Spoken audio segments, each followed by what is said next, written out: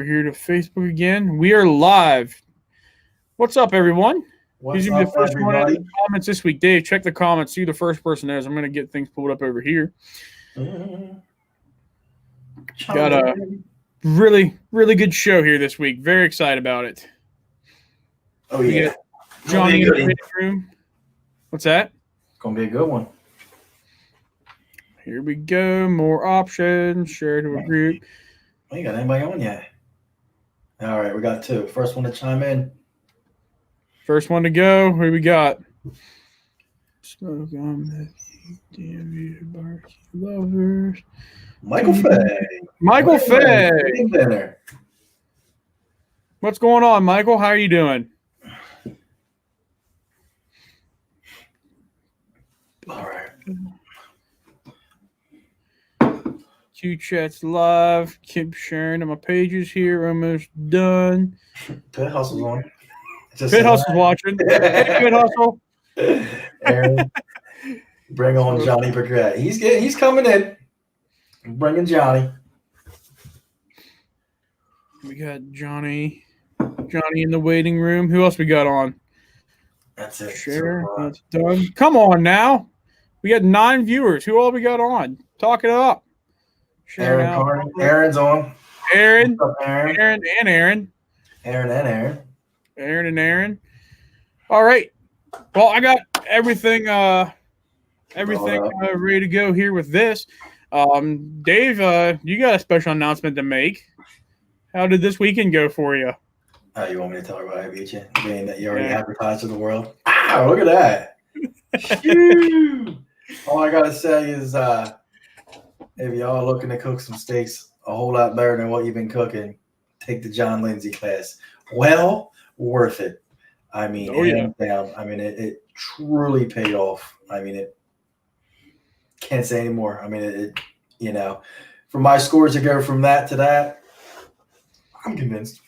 What did you end up scoring at this one? 17th first round and 10th the second round. What were your scores? Hold on a sec here. Your scores. I think that steak there was a 247.3. 247.9. 247. I mean, that's. Yeah, that's first place was like. I mean, almost the all one. Everybody started in the 250s the first round. I know. I mean, it was high scores. High scores. But we're going to battle it out again. We're going to Big Dance, the triple. We're going to do the double and the triple. So we're going to be up there Saturday. Next, what is it, December 12th. But we're probably going to be up December 11th to hang out and say hello. But we're competing on the 12th just because we both have jobs and wives/fiance that we need to bring along as well with it. So without any further ado, we don't have a whole heck of a lot of people on here, but we got Johnny Briquette of Pit Hustle BBQ coming to join us here tonight, and we'll bring him in right now. What's up, Johnny? What's up? What's up?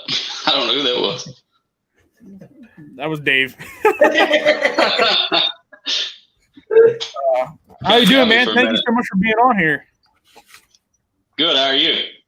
We're doing well. Thanks for coming on. What y'all been up to? Not much. Can you hear me okay? Yeah, there's a little bit of delay. Okay. At least in the feed anyway, I can tell. I thought that's what it was. Okay. Yeah. Well, thank you for coming on, man. Go ahead and introduce yourself. I'm Johnny Briquette, Pit Hustle BBQ. You probably see me on Instagram, Facebook, TikTok, Twitter, maybe some YouTube, maybe on TV back in the day on Barbecue Pitmasters. But I'm a little bit everywhere. Been over the past, kind of a social media guru, a little bit of competition barbecue, and just have a passion for cooking. Heck yeah. I remember seeing you for the first time on Barbecue Pitmasters. That was I was like, this guy's pretty cool dude, and I followed you ever since. So yeah, Johnny, it was the beginning and the end to a great thing. I hear you. So how did you get into barbecue? Well, I didn't have a passion for barbecue like most people do. Most people have a father that cooks or family tradition or something like that. But never really was a big thing in my life. I cooked cheeseburgers, regular job site stuff. But if you really want to go down this road, we'll get into it deep. But yeah, bring it on, man. 2008, her mom passed away. She died of breast cancer. Brother was having a hard time with it. 2008, I lost my job.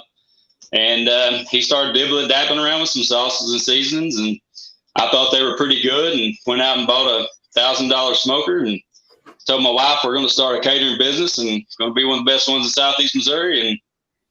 And there it was. We didn't look back. We just, back then we didn't really think about a whole lot. We didn't like to lose, and we gave it everything we got. So, that's kind of how we got started. And we started with that one smoker, and one smoker went to two, and two smokers went to three, and we just started moving on up. Got our first trailer, paid $3,500 for it, and we started doing some local events and catering and selling barbecue in Charleston, Missouri. And then we grew on up and got a 24-foot trailer and got a $50,000 rig and doing big $3,000 or $4,000 catering jobs a week. And, life was good, and it was all about the barbecue, and we wasn't really thinking anything about it. And then, in 2010, we got a hold of this thing called Facebook. And 2007 is when Facebook come out, and we just started posting food on it and talking to people about it. And we post our menu daily, go on with what would be kind of a live video, right then and there, because back then you could post stuff on Facebook and it would be in the moment. Now it's 3 or 4 days before you see it, but we'd go in, post our menu. People from around the world would see it, and we didn't think nothing about it. We're just doing our thing and growing our passion for barbecue. And, the faster it grew, the more social media come involved. And before you knew it, we were blowing up. We really didn't know how popular social media was until 2012. We had a barbecue show from 2010 to 2014 called the Lulu Soul Smoking Radio Show. And we went out to the Jack Daniels down in the Holler for the World Championship. And we was the first people to ever announce the live awards and on Blog Talk Radio, become one of the biggest shows ever. Wow. And that's when we found out what the power of social media was, because we ran into a lot of people that we did not know that knew us. And they told us how they found us was through Facebook, seeing the food being cooked, shooting the videos, talking to people, just getting out there and doing our thing, but not thinking anything about it. And that's how I got connected with Frank Cox from Smoker Builder. I met him in 2012, and he come up and he wanted to talk, and he wanted to talk barbecue, and he had a passion for barbecue and smokers and building. And he said, hey, let's do something. And I said, all right.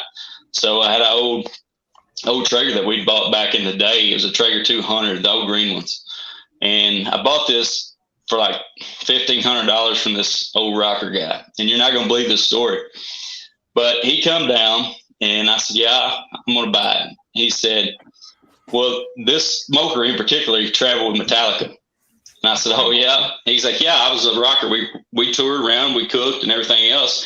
And he had pictures and stuff. And as far as I know today, that was legit. I don't know anything different. Still got it. She's named Martha. And Frank redid it and put it on a stand, built some doors. And, that kind of gave us some input to that. And like I said, we made the TV. You seen it on TV, Martha with a big Lulu's wings. Mm-hmm. Which was our mother, which was Linda Lou. And those doors no longer on that, but which is what you've seen on Pitmasters. But yeah. After that, and Lulu's was done in 2014. So, and that's how that kind of got started. But it was a roller coaster, and we just kept climbing and climbing until we just got to no point, and we just got bigger than what we thought we were, which is kind of where this T-shirt come involved, which is pretty explanatory. Stay humble, hustle hard. Yeah, just stay humble and hustle hard. When you think you made it, you really haven't.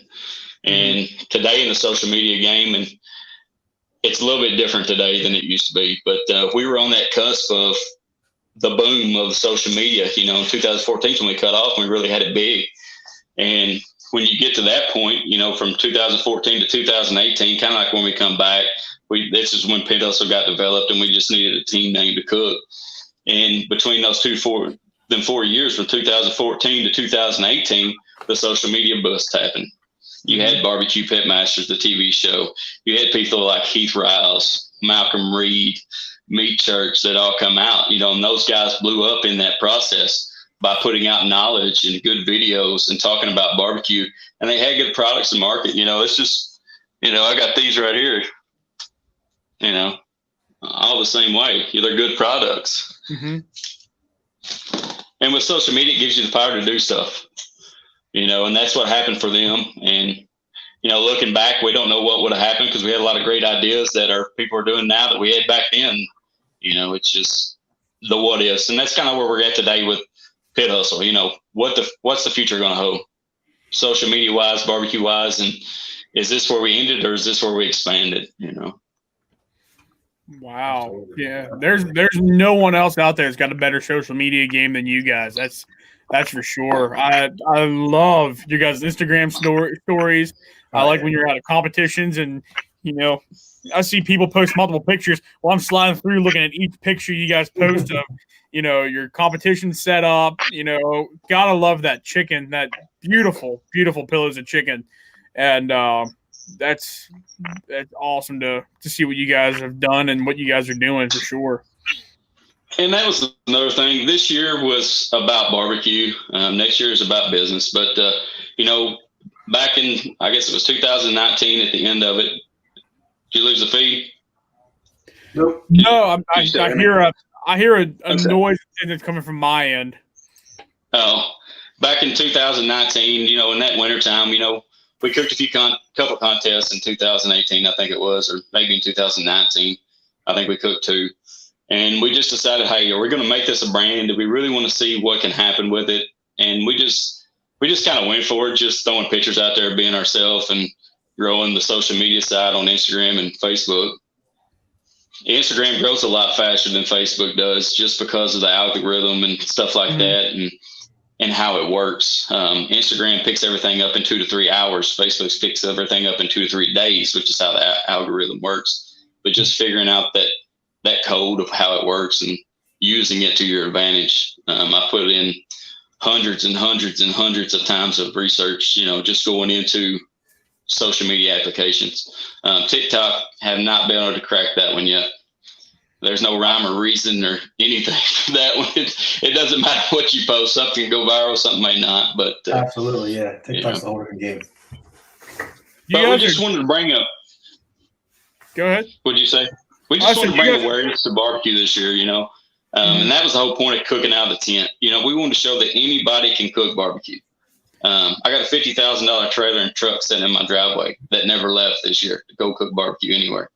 And but we took 1 truck and a tent and 3 drums. We just wanted to show that it could be done. It was more about the backyard guys this year. It was just showing that it can be done. There's people out there that want to help you. There's different ideas. You don't have to have the best thing. And that's always been kind of our motto. Use what you got, just use what you got and make do with it until you get to where you can get what you want. And a lot of people miss that point. They jump out and get what they want and it's not what they need yet. They're way too far ahead of the game and they're not experienced enough to know how to use it or what's going to happen from it. And I see that a lot of time in barbecue business too. And that's just from past running business in barbecue. I see guys locally and I know 2 guys right now, they're probably watching, but they went out and spent a ton of money in barbecue trailers, and the money for barbecue on a daily basis around here is relatively low compared to anywhere else. They're still selling barbecue sandwich for $3.25. Mm-hmm. But wow, not everybody, but I hear you. I hope not. I get one for $1 at the gas station. And the toilet afterwards, probably. Yeah. Barbecue sandwich is $1. Use the toilet's $3. So you talked about you doing some work with pit builders. I see you've really pushed your barrel 2.0. Yeah, smoker builder. Like I said, Frank, met him back in 2012. But we had an idea for a smoker that we wanted, and he was the guy to build it.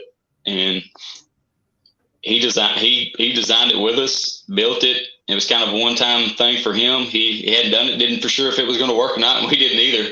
And we didn't have very much time to get it done because our first contest was in March, and then COVID hit and everything got canceled.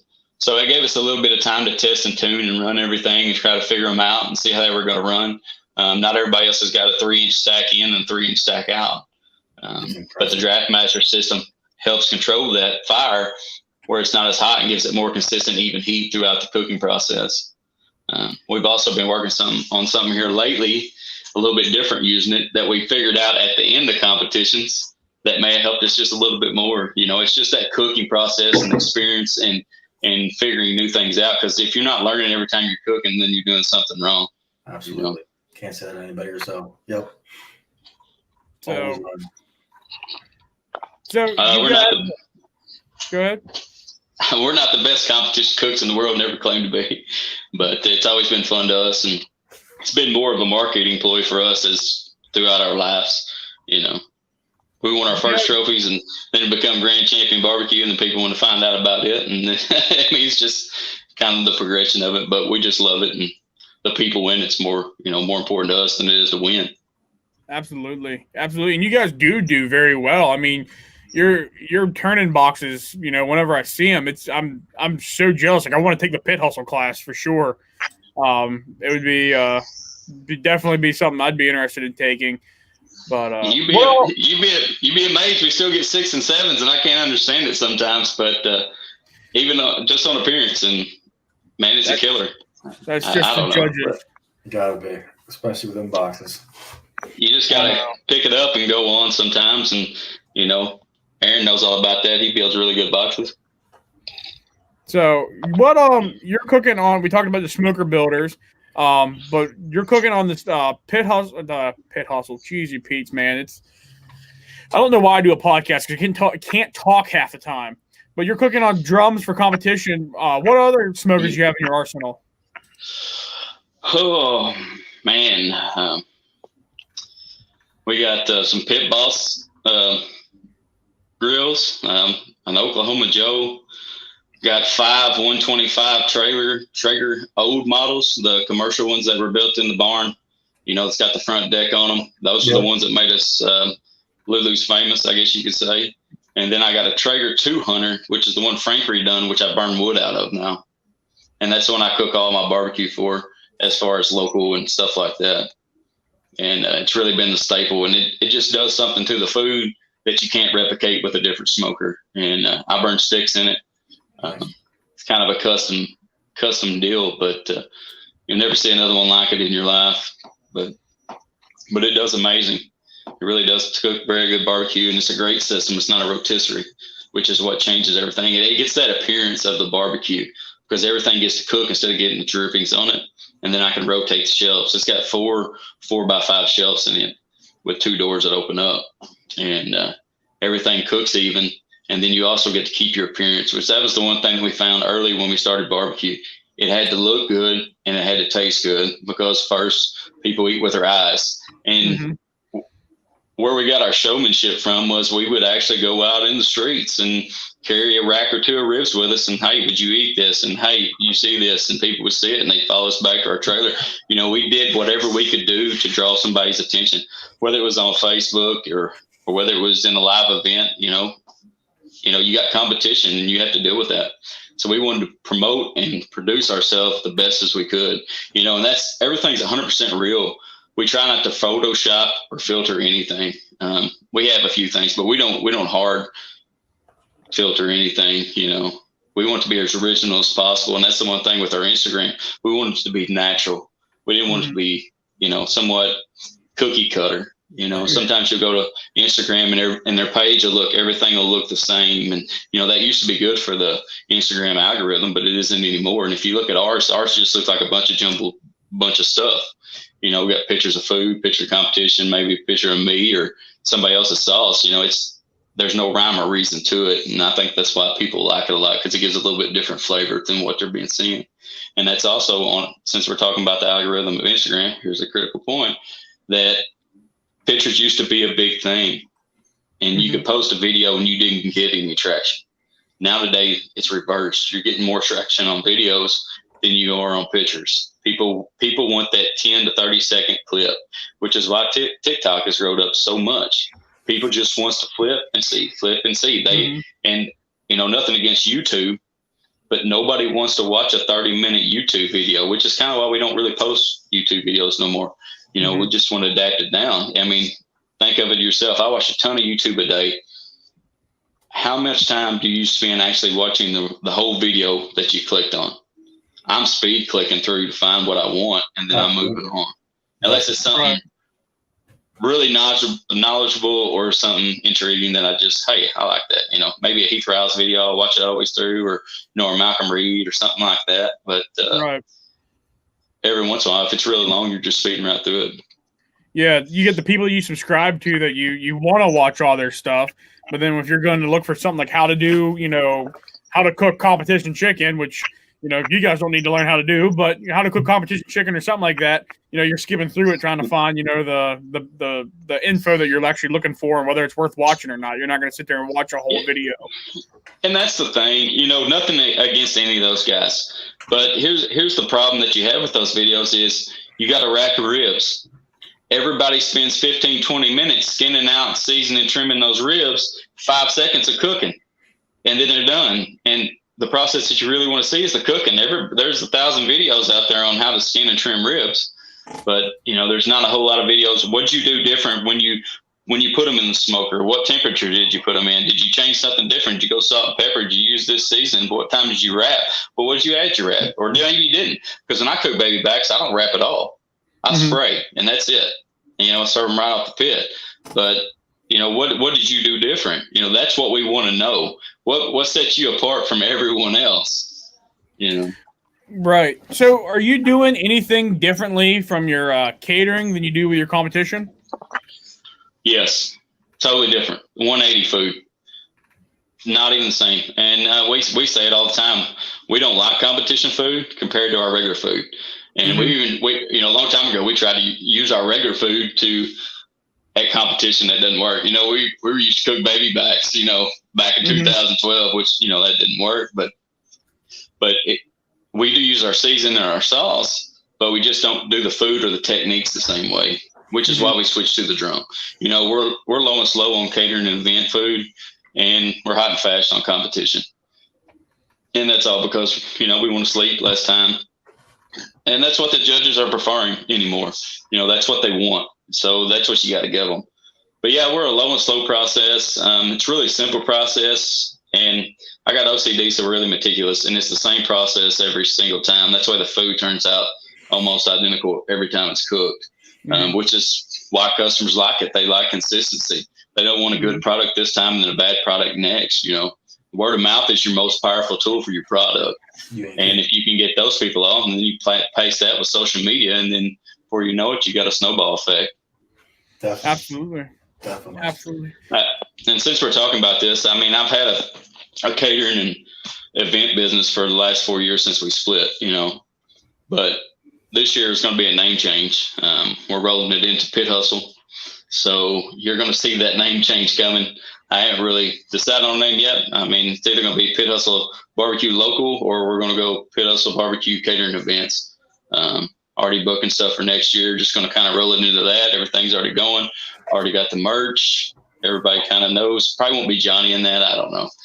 But as far as just cooking, there's going to be more pictures come out and stuff about that in a regular barbecue, which is what we want to do. I like competition barbecue, but I like getting down to actually just cooking.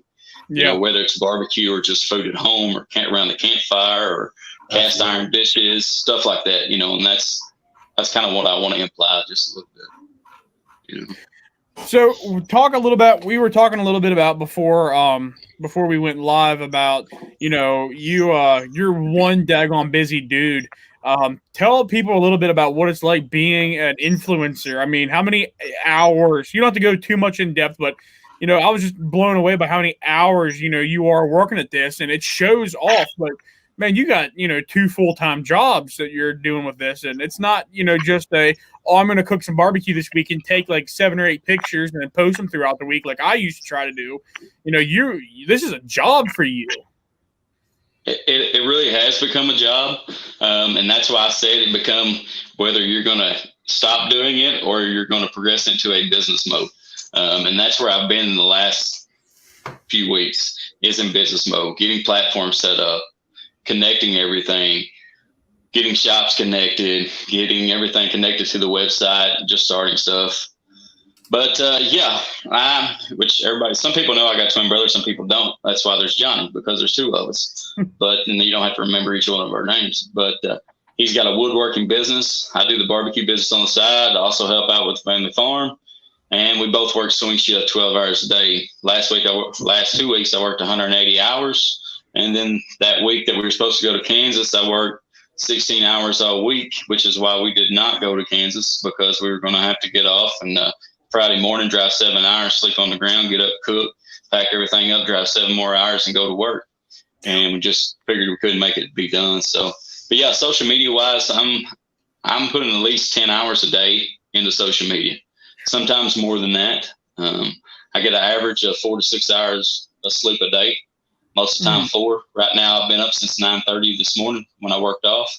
I go in tomorrow, and I've been social media all day. And a lot of people think, well, social media is, well, I posted a picture on Instagram, and that is part of it, but there's a lot of back coding and stuff that you need to do, and finding that algorithm and how it's going to work that's going to help benefit you. And it's not just about, I posted a picture, how many likes can I get? You're looking to get reach. You're looking to get, how far can I get this post where I'm going to get new followers? And if you're not using hashtags, a full 30 hashtags, then there's no sense to post if you're looking for followers to get your content out there. And that's what you want to do. You want to fill up your space to get at least 30 hashtags of relevant content. Now, just don't go willy-nilly with your content and then willy-nilly with your hashtags. They have to be flowing, because that's how the algorithm picks them up. It looks at the picture. It looks what you type on the picture for the description, and then it looks at your hashtags. And the more those flow together, or if you can tag people too and make it flow, the farther it's going to get out there and people's going to get to see it. And it's also, you're looking for likes and comments in the first 2 hours. If you don't have those likes or comments in the first 2 hours, then the algorithm's not going to pick you up. And I see a lot of people out there, and I talk to a lot of people a day about Instagram, mostly about Instagram. And I look at their pages and I'm like, man, you got beautiful pages. I'll go in, I can't find nothing wrong. Everything looks great. But they only have like 2,000 followers. And it doesn't make any sense, because I know their page is a lot better than mine. And that's where a lot of people mess up. Everybody thinks the content is the most powerful thing, but it isn't. Being yourself is the most powerful thing, and being real with people. Like I talked about earlier, not putting so many filters on everything. People want something they can relate to. Hey, this guy's like me. Okay, I see that. I can do that. They don't want something unachievable. It automatically, it turns on that jealous factor when they say, hey, I don't think I can be as good as that. I like it, but they may not like the post, But if you turn something on that they can relate to, then they'll like the post, or they'll get involved. And that's where a lot of people fail in social media, is they don't put their 2 cents in.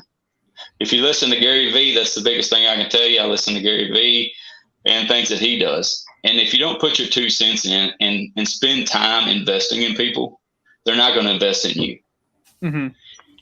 Because what happens is a lot of people go out and they'll get on Instagram or any social media platform, and you'll look and they'll have one picture, but they got 50,000 followers.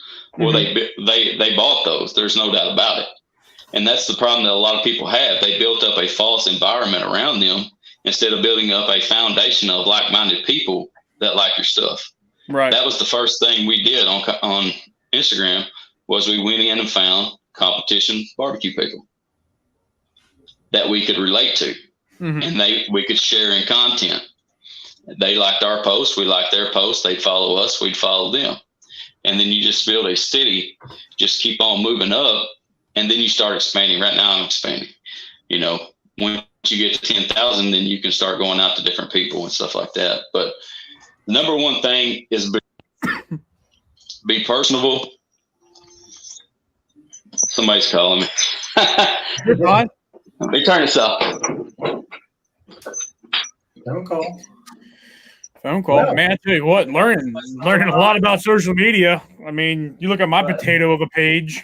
But be yourself and put out genuine content. Nobody likes fake people. I mean, No. As far as don't go over to your buddy's page and steal his content and try to share it as yourself. I get that all the time, and I get that from knife makers a lot. I just got off messaging from a knife maker. He wants to send me some knives. I got off with the one the other day. He wanted to send me some knives, but his product wasn't legit. You know, you want to be able to talk to people in real form. And I just told him the truth. Hey, there's a lot of people that try to scam me every single day, and I don't know if your stuff is real or not. You're just going to send it to me, and if I like it, I'll push it, and if I don't, I won't. You know, I'll share it with my people because the word's the only thing I got. And if I say it's 100, then it's 100, and if it's not, I'm not going to share it with my people. Which is the same as the sponsors, you know. Yep. As far as Royal Oak, Smoker Builder, Heavy Smoke, you know, I believe in the products. I believe in the people. They stand behind it. I've used it for years. You know, you got to believe in it. People's got to believe in you. Absolutely. I could have went and got on Amazon and started pushing product on social media and selling, making money, but you don't like that product. Right, absolutely. Daggone. That's So do you come up with a different hashtag, like a group of hashtags for every single post, or do you have something that you copy and paste, or how do you come up with your hashtags? He gone. Hold on, I lost my earphones or something. You're fine. Sounds great. I knew I couldn't hear you.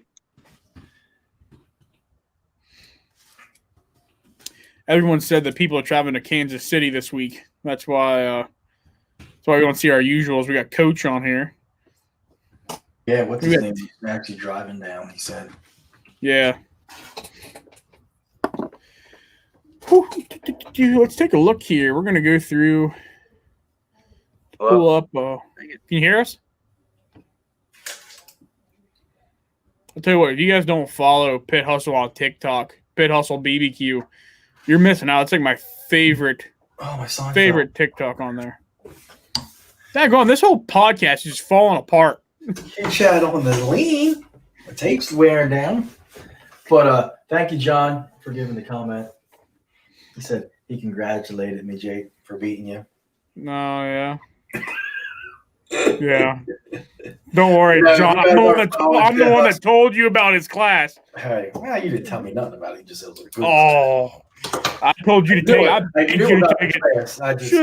Should I take it? Should I take it? Yes, Dave, you should take it. Do you think it'll help me? And here we go, you know. Look at Tyler, rip Q-Chat. Come on, Tyler. Sorry, you want to get him? Tyler, Q-Chat died when you got back on it. Let's share some Pit Hustle chicken. Oh, man, let's see some Pit Hustle pics. Look at these. Pit Hustle pics. Here we go. Some Pit Hustle pic. Look at these little pills of heaven. Dude, I want... Oh, that stuff just looks great.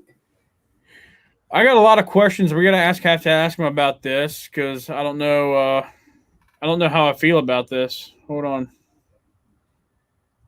I don't know. Hold on a second. Here's a nice box right here. Oh, man. Little pillows of heaven. Little candy shots. Oh, yeah, John, we're going to tie for the win next week. That's for sure. I can hear you. Can you hear me? Yes, sir. We got you. We're just going through here admiring some TikTok videos. That's back in 2012. That was a nice one. That was a very nice one. We're taking a look at some of your TikTok videos here. So you talked about that algorithm. I changed it out. I'm watching it on my computer, so we're way delayed. I got you. So you're talking about the algorithm. I mean, I know Instagram. It's way delayed. Is it? Yeah, you're. Where do you might want to swap us? What do you have? What are you recording us on your phone?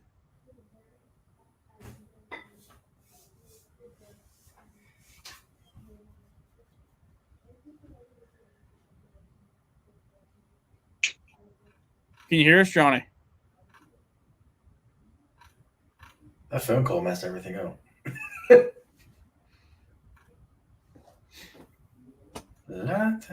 Yeah, I'm gonna swap from the phone to the computer. Yep, do whatever you And need that to do, way man. everything being together. Yep, you're fine. Do whatever you got to do. We'll talk amongst ourselves here. I actually got to turn my work phone off here, too. Hold on. So, I'm still here, everybody. Got those important LinkedIn messages. Oh, man. Let's go back here. Let's see what else we got. Tyler, if you got any comments on here, everything was going well until Tyler jumped on and started commenting, too. So let's just go ahead and blame him on that one.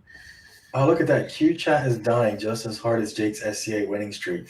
Dang, Tyler ripped you, bro. Oh. Ow. Wow.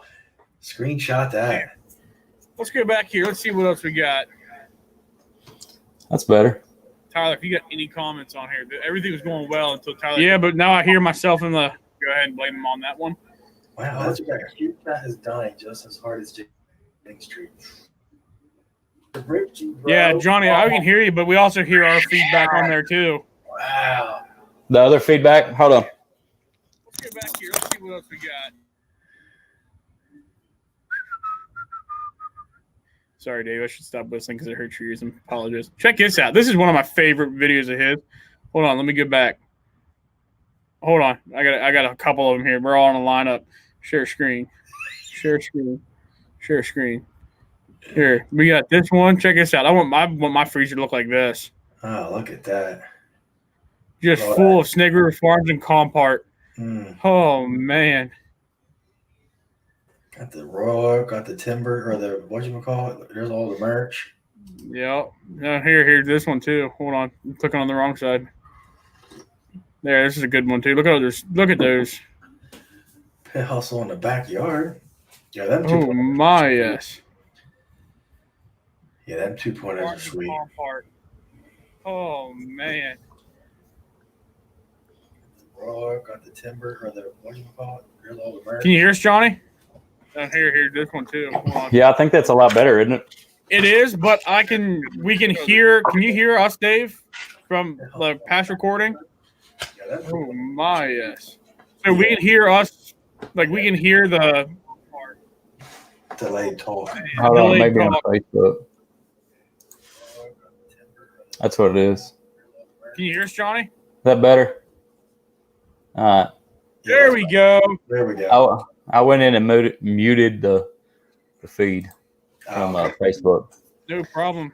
Here, while we Town of 300 Wi-Fi. it's all good. It's all So good. you were talking. I'm intrigued by the whole Instagram thing, you know, because it's always been a battle with everybody, I'm sure. Some. But you talk about the algorithm and things like that to, you know, get the followers and push your content. I mean, like I heard in the past that, you know, there's certain times to post, certain way you should post and things like that. I mean, does that all come in together as, you know, as true? Like people say you should post like these certain times and these certain times. That's when people are on more and things like that. I mean, is that true? Yeah, it's true. I look at it like competition barbecue. It's a day-to-day process. It's constantly evolving and changing. And if you're not moving ahead, then you're falling behind. But one of the critical parts, you know, I'll give you some insight to that. What you want to do on your Instagram page, you want to go into your insight page and you want to find out what time your followers are on.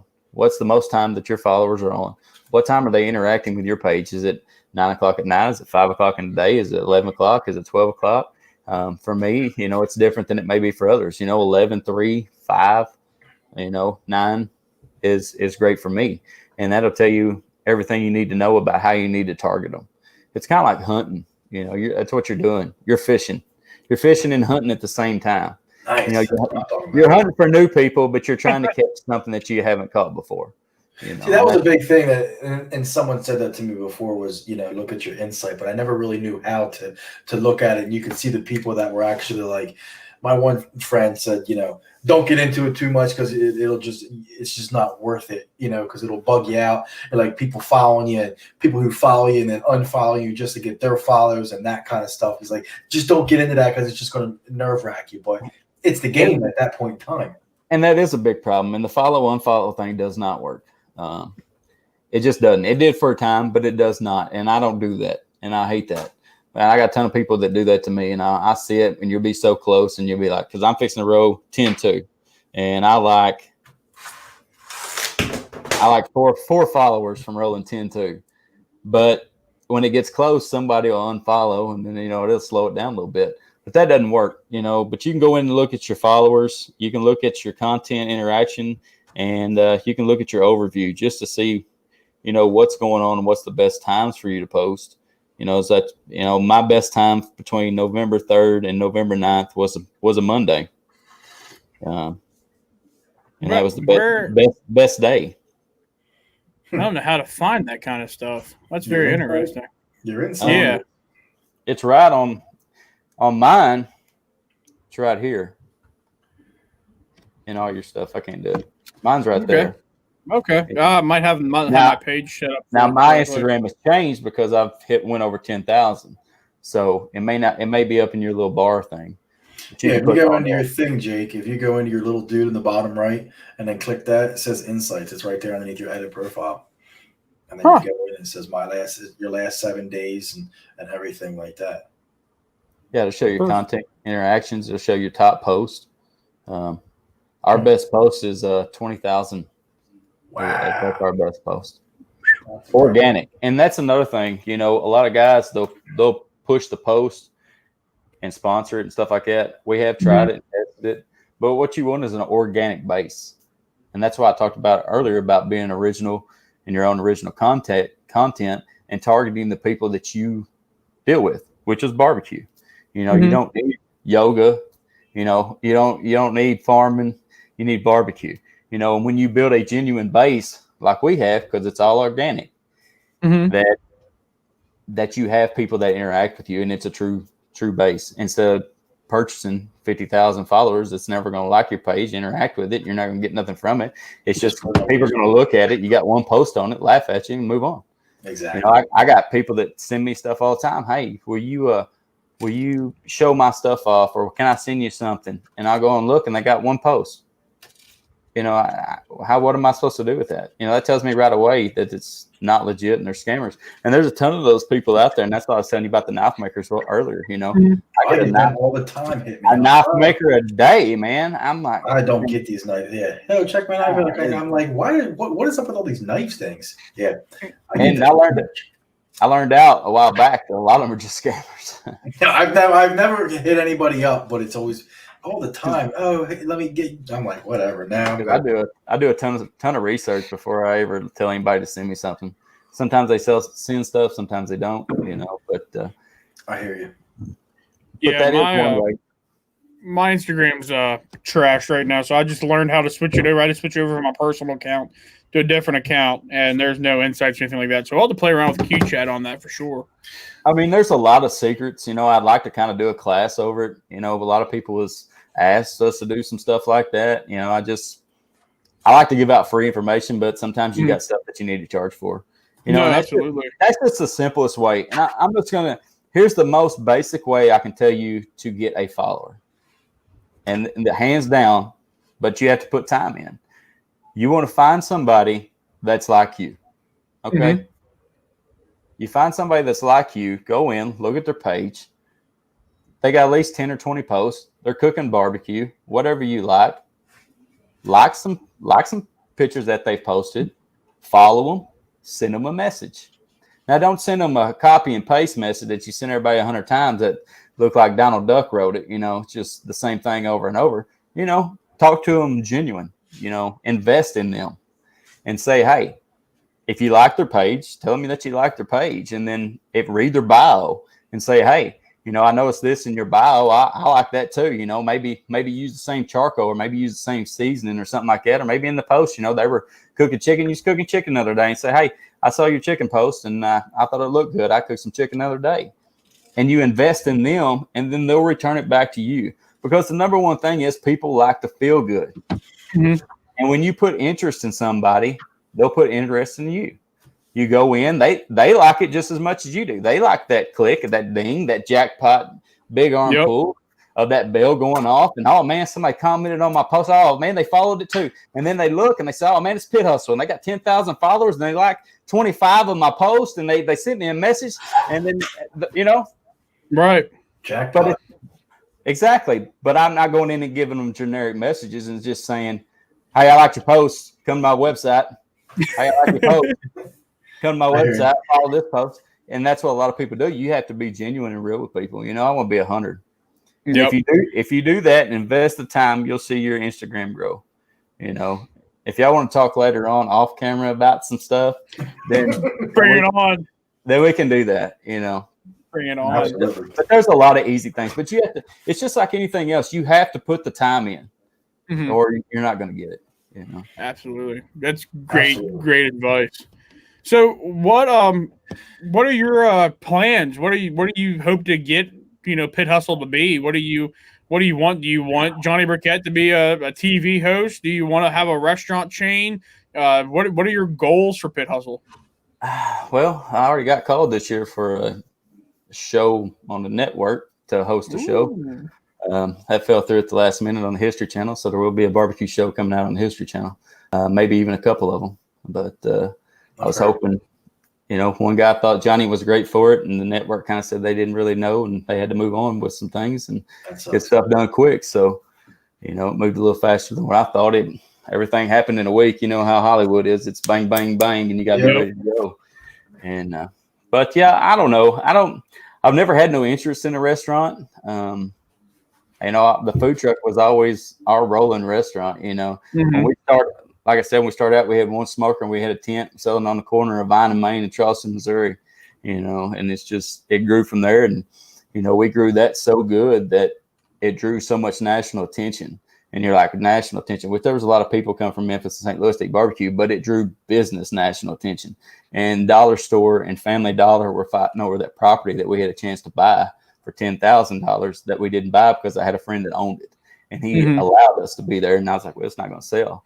And Family Dollar come in and offered a big chunk of money because of the foot traffic to that one spot and bought the whole block and tore it out. And there's a Family Dollar there now. Wow. And we moved down the road. But yeah, I didn't really ever have an interest in a restaurant, but I have given it a thought in the last year. Yeah, really in the last few months, but I just don't see that in the future. Too much overhead, too much costs. Like I said, around here, barbecue's not the same. If I was in Texas, I'd straight up be cooking barbecue. I love it down there. I like the lines. I like the passion. I like the food. I like the people. The people and everything's great around here. The price in the market is just not high. You got St. Louis, Kansas City, Texas barbecue. You got Southeast Missouri that's way down here. It's just the price of meat and everything else. It just doesn't compete. Yeah. And people just ain't willing to pay it, no matter how good it is. So you don't have to go into details, but I'm kind of curious now. What would a barbecue show like today's standards look like? Would it be going around to restaurants? Would it be bringing back like the old school barbecue pit masters where it's competitions, or would it have been judging? Like what? You don't have to talk about the one that you got offered to, but what, if you're in that scene now, what does a barbecue show look like nowadays? Because people had some mixed emotions on the American Barbecue Showdown when it came out on Netflix. I was hoping we weren't going to talk about that, but I mean, I like the people that was on it. I think it was a bad show. They had plenty of money to do stuff with, and they could have done a whole lot more. But it was still but in the end, it's still a great thing for barbecue. It draws awareness, gets things out there, stuff going, and I'm all for that. But I think for the money that they had in that show, that they could have done a lot better. And I feel sorry for Kima having to run back and forth to that barn. There ain't no telling how many times, and that's like everybody keeps asking, why they keep wearing the same clothes. And I've been on TV, and I know because that's the way they can split scenes and they can pay stuff together, and then they can use it day to day. And that's what I didn't like. But I think the biggest critics for that entire show were from barbecue industry people that saw that kind of stuff. I think overall, it might have done pretty decent. But the biggest critiques I heard was from the barbecue community. But that aside, what a show look like nowadays with that? But just before I get bashed on Facebook or Instagram over the show, I do think it was a great step in the barbecue future. Yes.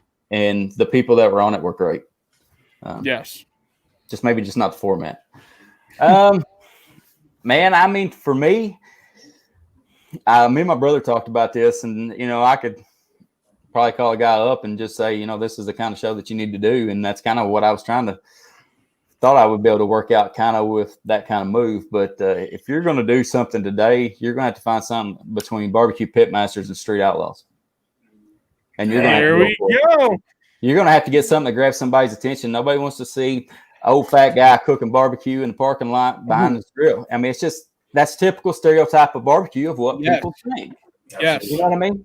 Yes. Old Southern boy or a hillbilly, you know, that's how we kind of come across. Now, don't get me wrong, it's evolved way much more than that over the years. Yeah. But that's, you know, in the past, that's just what you thought, you know. Definitely. Yeah. You know, I used to be 240. I lost 35 pounds. I know how it is.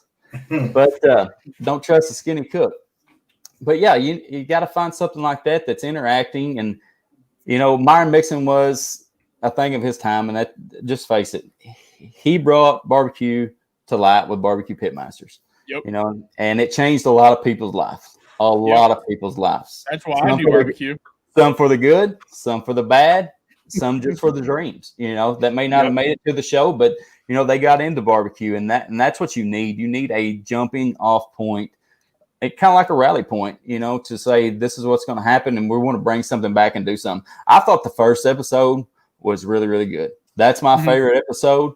You got real live action, and I think with the teams today, even if you do competition barbecue, you know, I know Diva Q tried to do something with that where she went to restaurants, she went to competitions and stuff like that a little bit. But I think if you really you got to get hardcore, and I know how TV works, and sometimes it just doesn't fit their agenda, you know, of what they want to do.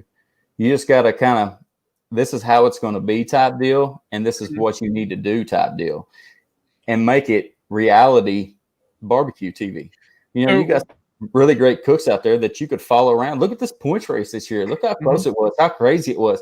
You know, you could get with the top 10 of those guys and just slug it out every weekend, you know. And just like BBQ. I mean, BBQ is just kind of raw in your face competing. I mean, a bunch of good old people getting together. It's a good show. I enjoy watching that.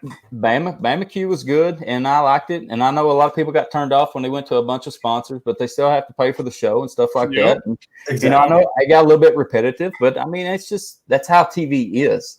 Once you get past that initial shock and awe, you have to do something different. And that's the reason I said something like Street Outlaws and Barbecue Pitmasters, because it's the same thing but different every day. Yeah, you know, everybody's waiting for the race, the big race, the crash, either Johnny or the Oklahoma boys, or you know, whatever. You know, it's that initial what's going to happen tonight. You know, and like I said, they could have took the top 10 and done a whole show on it, and it would have been phenomenal. You know, of the things how it turned out this year. You know, Heavy Smoke and Brad and Man Meat. I mean, just a ton of them. You know that it would. But for the year we got that, it's been a good barbecue year. Yeah, but I think, you're right. I mean, that's like the barbecue throwdown. There's some people crazy about that. They called about that barbecue show about that. You know, it's something different that people don't see on a daily basis. You know, people wants it raw. They just want raw. Sure. I now remember it'd be almost like a Mixon's Pit Wars. Have you seen that? Yeah, I watched it too. It would almost be kind of just like that, where you have 4 teams, you follow around at different competitions to see where they place throughout the year. That'd be definitely entertaining, at least for barbecue guys. I'd be down with that all day. The one thing that's hard, and this is the hard thing for TV, especially when it comes to barbecue, is that there is no actors. You know, you either have personality and character or you don't. Or you talk well, and that's the problem. You know, that happened with Barbecue Pitmasters. The guys that were on it, and nobody was an actor. You know, and I know just in ours alone that the opening scene took an hour and a half just for Myron to be able to get done while we're cooking. And I know ours, because we don't talk that plain. We got this Southern accent, and this little girl sitting there with a notepad, and we've really never talked about that. And I really like to do a show just about that experience. But you got this little girl sitting there with a notepad and these 2 cameras, and she's asking you questions. What are you doing? Then you do it, and you got to do it again 10 times, and you got to repeat it, and you got to sit down and talk about it. And that's what people don't understand. When you see everybody sitting down talking beside that grill or whatever afterwards, all that stuff is shot after the show. You know, it's not shot during the show. You know, everybody already knows who won and all that stuff. And that little girl's sitting there going back over the notepad, and she's asking you all those questions again, and you just get burned out because you can't do your thing. You can't let your passion show because you're wanting to cook barbecue. And that was the thing with us. Well, we're just going to go in. We're going to cook. We're going to talk. We're going to do our thing. By 9:30, we were ready to throw fists. Yeah. I can only because the TV people and stuff that was going on. And when you got 2 brothers that work simultaneously, and we don't have to talk. And that was our number one downfall. I know what he does. He knows what I do. We work as a team and all in one, you know, kind of like the 2-headed robot type deal. But and I do stuff and he does stuff, and they didn't like that, and they didn't want that to happen. And it caused a conflict. And like I said, by 9:30, they done shut everything down. We had to have a come to Jesus meeting there on the set. And that's what a lot of people told me when we went, that, hey, don't get distracted. Keep your mind on the food. Make sure the main thing's the main thing. And it's so easy. And that's what a lot of people don't understand about the judging, you know, because you'll see the pictures on there and they'll be like, well, why'd the food look like so crap? Because they didn't judge it for 4 hours later. Yeah. Yeah. That's crazy. I mean, there's a lot of secrets and stuff that people just know. You never watch TV again after you've been on it the same way. I believe it. Just I mean, I listen to a lot of podcasts, listen to a lot of celebrities talk and stuff like that, and I've just the reality TV show, like the cooking shows, stuff like that. Like right now, the biggest things like the Christmas baking shows. When I can only imagine what it's like to do that take afterward. Like we're feeling really good. We're feeling, it's doing really well. Then the head falls off. And it's like, I don't know what we're going to do or how we're going to get through this. And then at the end, they're like, oh, yeah, we did really well. It's like the same cut. Like afterwards, like, okay, you need to have a little bit of emotion. The head fell off. What do you think? It's like, I don't know what I'm going to do. And it's like, you're going to feel confident now. Oh, I think we're going to do really, really good. It's. And that's another thing, too. A lot of the editing people do save you a lot of problems. Just because of mistakes and stuff going on, stuff like that. They do save you a lot because they don't want nobody to look bad. But if they would just make it raw TV, it would come out a whole lot better. I ain't saying you got to get out there and fist fight or nothing, but, if your smoker catches on fire, which is what happened to us, one of our smokers burned to the ground, but it never aired. They didn't see that part. That's kind of stuff people want to see, though. I mean, that's kind of stuff. That to me is TV. That's why. Go ahead, Dave. Sorry. Like you even saying about Street Outlaws and things like that. I mean, when that show first came out, it was good. Now it seems like it's a lot of pre-scripted kind of stuff, Yeah. But when it first aired, it was sweet. That's why vlogs and vloggers took off so much online. You get to see like real life stuff going on. Yep. Yeah, everybody. That's why there's reality TV, and not even really reality TV anymore. It's just live TV from your phone. Everybody's got a camera, and everybody's a blogger or a vlogger or something. TikToker. TikToker. At a spur of a minute, you can't even pick your nose walking down the street without it making national news. You know what I mean? Somebody saw it. Somebody saw it. I've never seen you do nothing. Somebody saw it. Absolutely. Yep, for sure. Well, Johnny, we're coming up here on an hour, and I know you're a busy dude. We talked a lot about tips and advice. Going back to barbecue, we're a competition barbecue podcast. What's one tip, competition barbecue wise, that you would give someone going into barbecue, or you would want to give yourself if you knew when you were starting off? What would you want to give yourself or give someone new? Don't do it.